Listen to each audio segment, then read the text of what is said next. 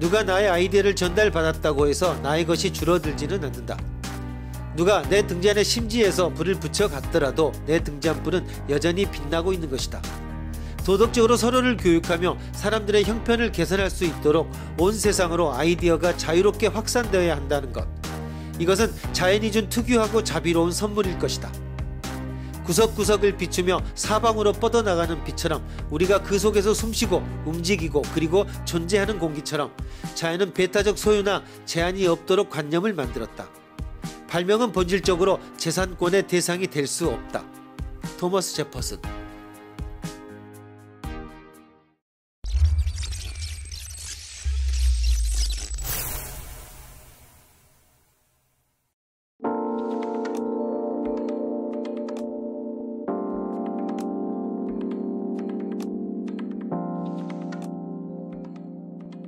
당연히 오류도 연역추리의 오류와 귀납추리의 오류로 나눕니다. 연역추리에 있어서의 오류는 다시 형식적 오류와 비형식적 오류의 두 가지로 구분됩니다.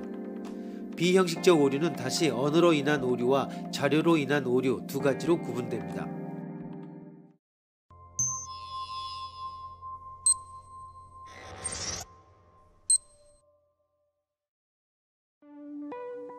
고대 히랍의 아테네에는 델피 신전이 있었다.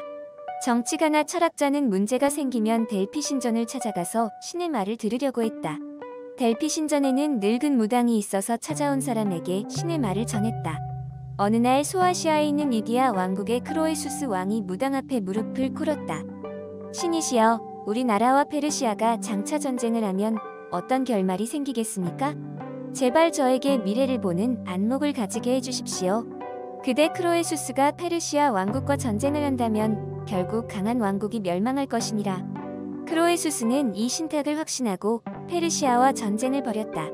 왜냐하면 그는 당시 페르시아 왕국만큼 강한 왕국이 없다고 믿었고, 따라서 리디아와 페르시아가 싸우면 신탁에 따라서 강한 왕국인 페르시아가 멸망하리라고 확신했기 때문이다. 그러나 전쟁의 결과 크로에수스의 리디아 왕국이 패망하고 말았다.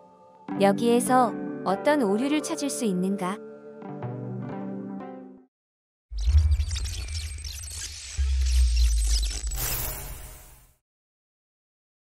두 가지 이상의 의미로 사용되는 표현들의 경우 어떤 의미가 사용되었는가는 문맥에 의존하여 판단할 수밖에 없습니다.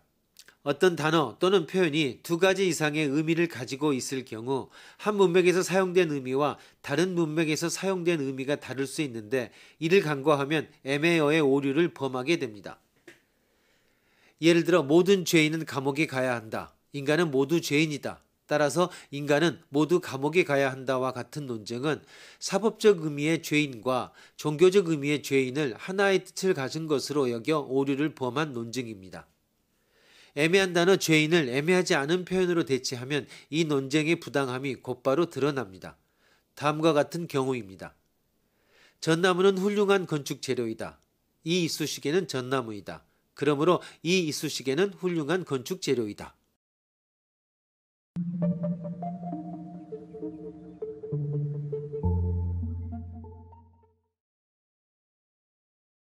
관련된 오류로 애매문의 오류가 있습니다. 어떤 문장은 그 문법적 구조 때문에 두 가지 이상의 의미로 해석될 수 있습니다. 그 의미가 전후 문장들의 맥락 속에서 분명히 밝혀지지 않을 경우에 애매문의 오류가 발생할 수 있습니다.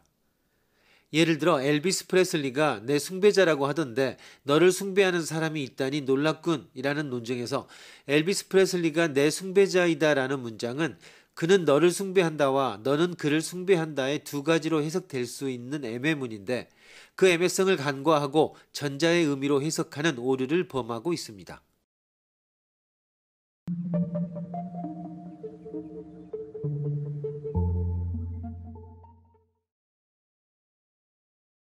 다의성의 오류도 있습니다. 대부분의 단어는 복수의 의미를 지닙니다. 말은 본질적으로 다의적입니다. 이야기를 하는 중에 어느새 하나의 의미에서 다른 의미로 이행해버려 틀린 논쟁이 바른 것처럼 착각을 불러일으키는 경우가 적지 않습니다. 바로 간파할 수 있는 예와 과학자조차 틀리는 예를 들어봅시다. 전제 1, 천재란 IQ 180 이상인 사람입니다. 전제 2, 피카소는 천재입니다. 결론, 피카소는 IQ 180 이상입니다. 천재라는 단어가 지능검사의 결과를 바탕으로 한 능력과 예술적 능력 양쪽에 이용되어 타당한 논증이 아닙니다. 이는 바로 간파할 수 있는 예입니다.